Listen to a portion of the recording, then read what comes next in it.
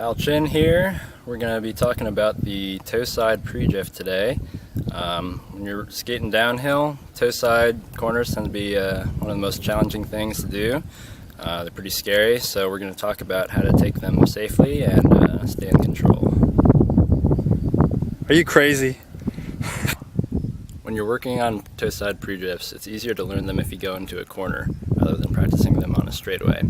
The corner will give you something to sort of aim at, and it'll give you a chance to practice your lines when you're going through, which is really important when you're riding downhill. You don't want to take a bad line and end up on the other side of the street.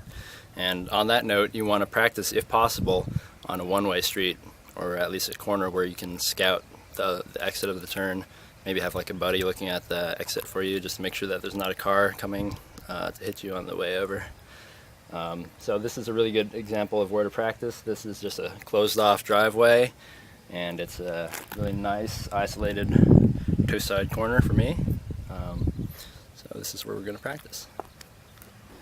When you're entering the turn, you want to come in on the outside edge of the street, scrub off your speed on the outside, and then cut in to the apex of the turn, and then you'll exit towards the outside of the lane again. So you want to come in outside, cut inside, and then exit outside again.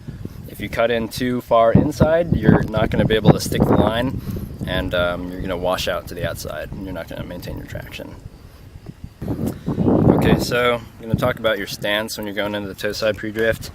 You're going to be coming out of a tuck, so what you want to do to prep yourself for the pre-drift is to scoot your back foot over onto the edge of the rail a little bit. So feel around with the sole of your shoe, and you'll eventually sort of like feel where that the sharp edge is. You want to have your toes kind of hanging over that edge a little bit. That'll give you really good sideward leverage so that you can actually kick the board out rather than just trying to carve into it hard. You want to be able to kick the board out. Your front foot doesn't have to do a lot of repositioning. You just want to make sure that it's not too far over like you would have it for a heel side pre-drift. You want to just sort of be in the middle, have a little bit of weight on the toeside edge, but mostly just centered. Most of the action comes from your back foot. So you're going to dig your feet over that edge, then you're going to grab your rail. Most people grab in front of their front foot. Some people like to grab in back. But unless you have like 3 foot long arms, that's kind of tough, and you'll end up ripping your downhill wheels off the ground. So it's usually easier if you grab in front of your front foot, and then with your foot over the edge, your back foot over the edge a bit, then you can really get down low while you're holding the board, get your puck down on the ground, and that's sort of your position when you're entering the turn. And that's going to be the starting point for kicking it out into the drift. So most of the time for toeside pre-drifts, you're going to think of it as kicking the back out, and it's almost like the board is pivoting around your front truck. And that means that most of the action, again, is being done with your back foot. So you're going to enter the turn going with your tuck like this, and then you're going to grab in front of your foot.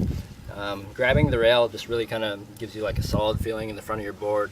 So when you grab, get your hand down, what you're going to do is kick out with your back foot. And you'll notice that I'm not falling back into the hill like this. I don't want to get way off my board, because the further off your board you go, the less traction you've got and the less control you have over the drift. You're just going to drift out completely. So you want to stay fairly on top of your board, have a lot of weight over your front foot, just kick out that back, and this will sort of allow you to use your back foot kind of like a rudder and determine how far out you want to hold it, how long you want the wheels to be drifting, and then basically that's the initiation of the slide. And then when you want to hook back up and shoot for the apex, you want to continue pushing forward with your front foot, and then just release that pressure on the back foot. So what that'll cause you to do is have the back of the board start to swing back under you, while this front of the board continues to just sort of move in that line of motion. And then the board's going to be back under you again. You can keep your hand down here for a little bit of stability as you regain your traction, and then you'll enter the turn and gradually just ride through it, and you can lift your hand back up and exit the turn in your normal tuck. So the most common problem in toeside pre-drifts is that the rider wants to avoid high siding, which is a good thing, but generally what people do is get way too far off their boards, and their body will just be like a couple feet off the center of the board, and what'll happen is that they'll feel really safe because they know that if they catch up their wheels, they're not going to get thrown over backwards. But being so far off your board is going to compromise your control because you're not going to have enough weight over your wheels. You're not going to be able to hook back up and take the line that you want. You're just going to wash out on the turn. So what you need to do is practice staying on top of your board, but to avoid high siding, you just want to keep your weight over your toes, and you don't want to, basically you want to keep the weight over the uphill wheels on your toe side rail.